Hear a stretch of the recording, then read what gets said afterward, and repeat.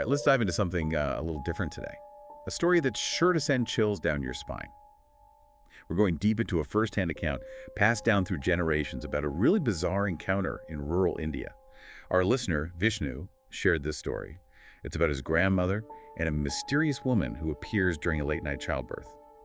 Buckle up, because this one, well, it takes some seriously strange turns. Yeah, what grabs my attention right away is the setting. Vishnu's story takes place in rural India, like 70 years ago, a time when rice farming was everything, the backbone of village life, you know, limited access to healthcare, heavy reliance on tradition, and of course, community support was essential. Yet Vishnu really paints a picture of that time. His grandmother, Kartani, is in a tough spot when her daughter-in-law goes into labor at midnight.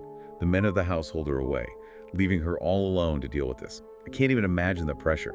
It's incredible to think about the role of midwives in these communities back then. They were more than just medical practitioners, trusted figures, keepers of knowledge passed down through generations. They held a unique position of authority and respect. It makes you think, what kind of healthcare knowledge did they have access to? Was it a mix of practical skills and maybe some folk remedies passed down through the years? Exactly. Think herbal concoctions, massage techniques, and a deep understanding of childbirth itself. Their role went beyond just the physical aspects of childbirth. It encompassed spiritual and emotional support as well. So Kartiani, desperate for help, rushes out to find the village midwife, a woman named Kali Kudi. The anxiety and fear she must have felt, racing against time with no one to turn to. But as she calls out into the night, something totally unexpected happens. A beautiful woman, a complete stranger, appears seemingly out of nowhere and offers to help. That sudden appearance is key, wouldn't you say? Remember, this was a time when superstition and folklore were woven into everyday life. The arrival of this unknown woman would have been seen through that lens. It adds another layer of mystery to an already tense situation. Absolutely. Vishnu specifically mentions a captivating, almost alluring scent that surrounded this woman. It really stood out to me. Such a specific detail, like something straight out of a myth or legend.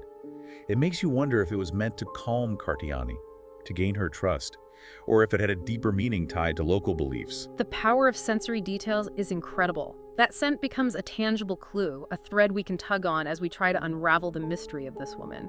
Why did she appear? What were her intentions? And why that specific detail about the scent? It's like she wanted to be remembered, to leave a mark. Yeah, it's like this woman wanted to make an impression, like she wanted to be remembered. But okay, let's get back to the story.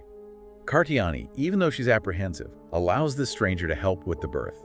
And get this, the woman delivers the baby with incredible skill and expertise. This is a crucial detail. If she was a stranger to the village, where did she learn these practices? It just deepens the mystery, makes you question her true identity and motives. Was she really just a passerby with amazing midwifery skills? Or was there something more to her being there? It's a great question. I mean, if she was so skilled, why not identify herself? Why this sudden appearance and all the mystery? And then, the story takes an even darker turn. After the baby is born, the woman offers to dispose of the placenta, which Vishnu explained was pretty common back then. Ah, the placenta. It's fascinating how different cultures view it. In some, it's sacred, almost like a twin to the newborn, while in others, it's just medical waste. In rural India, there were often rituals and beliefs surrounding its disposal. Some believe it had to be buried a certain way or even burned to protect the child. That makes sense. Yeah. So Kartiani agrees to let the woman handle it. But as time goes by, she starts to worry. The woman has been gone for a long time, and the darkness of the night probably didn't help. You can almost feel the tension building, right? It's that shift from relief and gratitude to a growing sense of unease. That really sets the stage for what happens next. Exactly.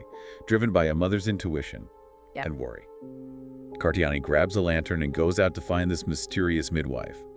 What she discovers is something that continues to haunt the villagers to this day. This is where the story crosses over, from the ordinary to the truly unsettling. It's a moment that blends the mundane with the macabre. It's a scene that would stay with you.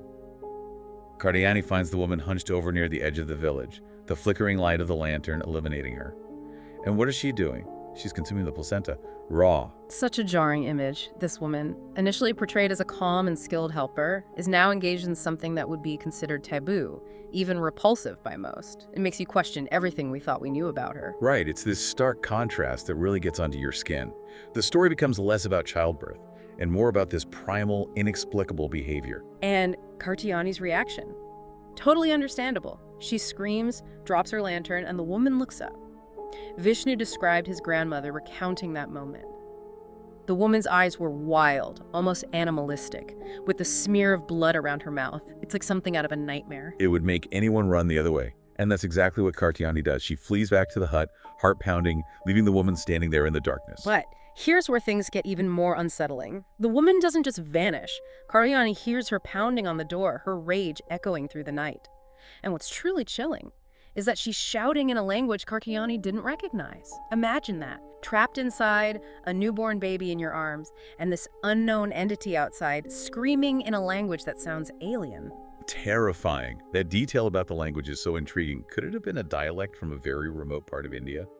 Or maybe something older, something rooted in ancient traditions that have been lost? It's a question that has puzzled people for generations. Was it a language connected to some forgotten practice? Or something else entirely? It adds another layer to the mystery and really reinforces the idea that this woman wasn't just some random stranger. Right. Eventually, the noise dies down. Silence falls over the village. The woman is gone.